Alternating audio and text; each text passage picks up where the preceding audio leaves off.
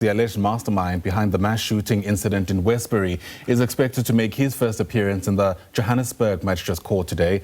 The 36-year-old was arrested in Westbury on Friday. This brings the number of suspects in this case to 2, in fact, after it left 2 teenagers dead and 5 others injured last week.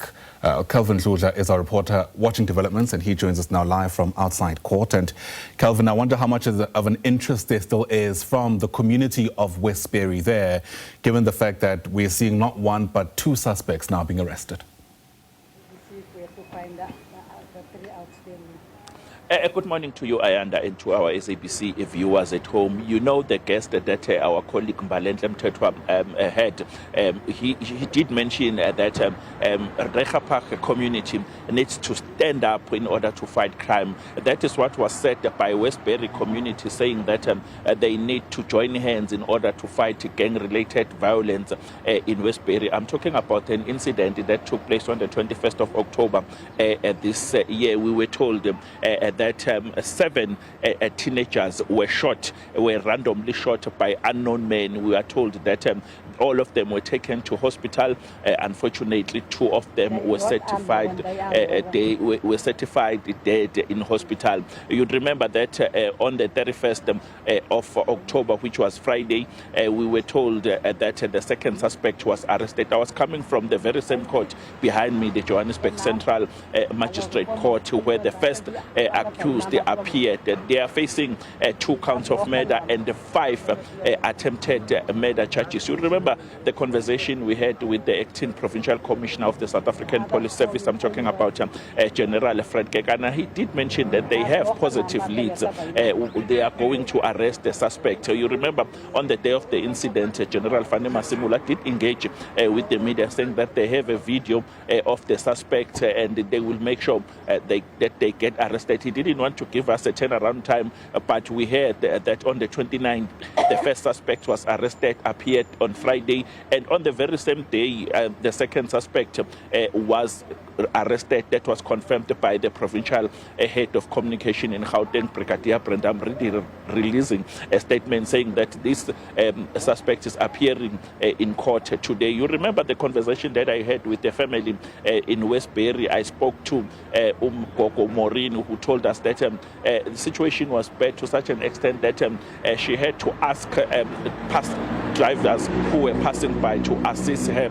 And we also spoke to one of the teenagers, Ayanda, who was also involved in that incident. I just spoke to him now. He didn't want to appear on television for fear of victimization, but he's telling us that he's still feeling pains, because you remember the last time we spoke with him, he told us that the bullet that shot him is still inside his ear. He had to go to hospital for that bullet to be taken out in hospital. But let me just introduce Gogo Maureen. She is here attending this case. You remember on Friday, I indicated that she couldn't attend on Friday because she had to go to a funeral of one of the victims. Gogo, thank you very much for your time. I know now this will be difficult for you because you will be seeing for the first time the second suspect.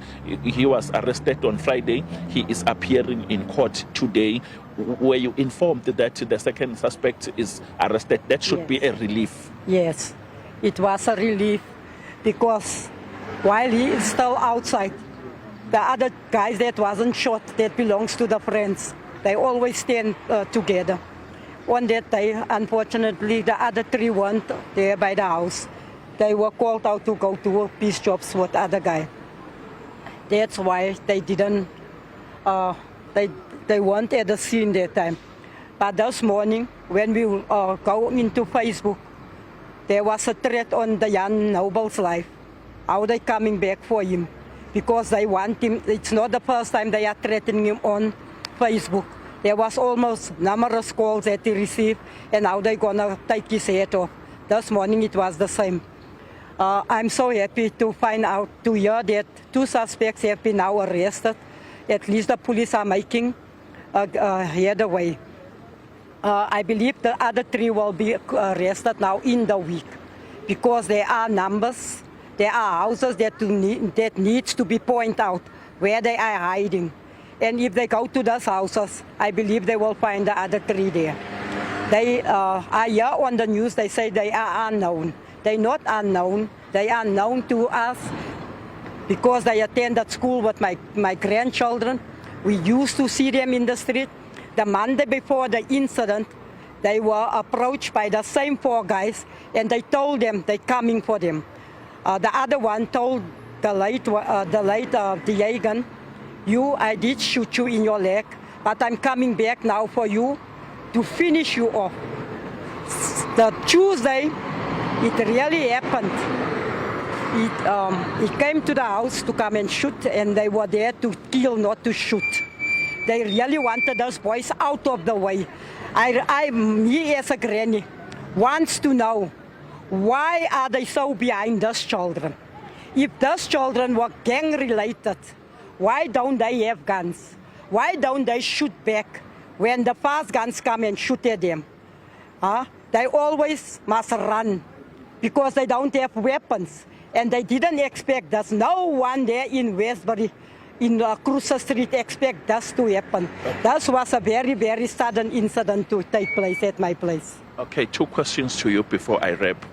When I arrived there, it was during the day. Yeah. Most of these children were supposed to be in school. They are 15, 16, 17. They were supposed to be attending school. Why they were not in school? Most of the children are done with school there. The others, my 2 grandsons, are out of school because whenever they went to school, they are waiting for them outside. When they come out from school, they are waiting for them. They even fight with them in the school. Then there's always hearings, but nothing did happen that time. And the children didn't take it seriously. Unfortunately, every time they outside, then this guy is on his wall. There's 4 open spaces at this wall. He always peep through there, watch them at night. In the morning, it's the same. Then they always saw him when when he's busy watching them. And that very particular day, I was standing outside.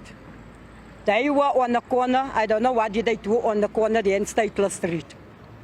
The same guy, Avery, was with one of the shooters. He didn't pass me by when he saw me standing outside. He made a U-turn to go down to Cruiser Street, and then he turned right.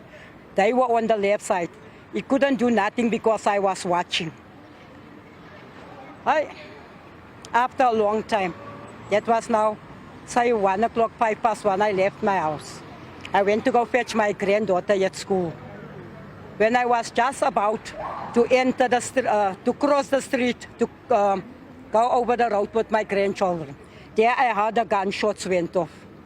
I was so shocked because the shots were so much. It was stressing me out at that point. I didn't know, must I run or what? Other woman came running to me. She said, "And Maureen, run. They're shooting at your place." When I get to my place, when I enter the yard and look at on the stoop, I almost fainted. I saw all of them laying there on the stoop. The blood was all over them. I just ran out of the gate again, and I had to stop the cars because I looked at one of my grandsons. It looked like he was dead, but he was still alive. We had to stop the cars, and we got help from many cars. Then we had to rush them to hospital. Okay. My grandson was rushed to theater. The other one was rushed to Joburg Jail, where he underwent surgery there. The others are still in hospital. My other grandson, he said to me, was discharged last week, Thursday.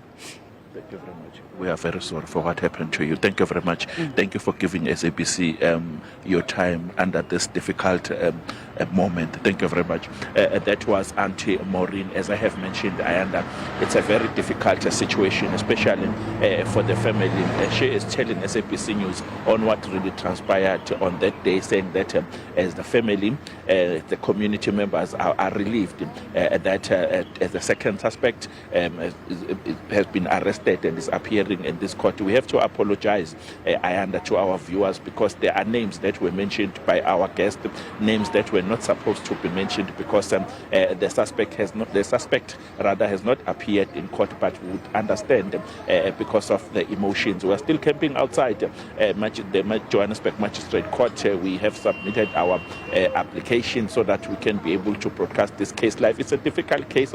Before I wrap, 7 teenagers shot at one go, 2 of them certified dead in hospital, 5 others still in hospital. But it's the case that we have been following, and we will confirm with you once we get inside this very same court, so that we can be able to take you through.